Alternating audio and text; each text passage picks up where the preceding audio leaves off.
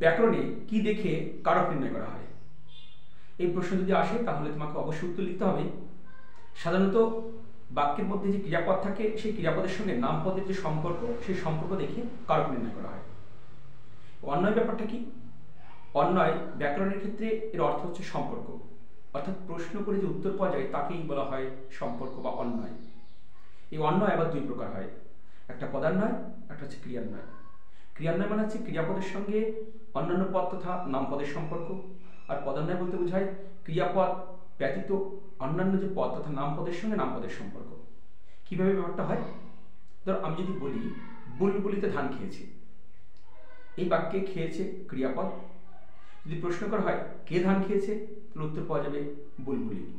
আবার যদি কখনো প্রশ্ন করি বুলবুলি কি খেয়েছে, উত্তর আসবে ধান। এই যে প্রশ্ন করার পরে উত্তর পেলাম বা পাওয়া যায়, এটাই হলো ওই ক্রিয়াপদের সঙ্গে নামপদ তথা এখানে বুলবুলি এবং ধানের সম্পর্ক।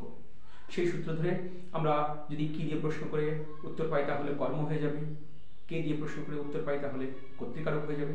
অর্থাৎ ক্রিয়াপদের সঙ্গে নামপদের যে সম্পর্ক তা দেখেই নির্ণয় করা হয় কারক। কারক সম্পর্কে পাণিনির একটা বিখ্যাত উক্তি আছে, আর তা হলো ক্রিয়ান্বয়ী কারকম, অর্থাৎ বাক্যের মধ্যে অবস্থিত ক্রিয়াপদের সঙ্গে অন্যান্য পদের যে সম্পর্ক তাই হলো কারক।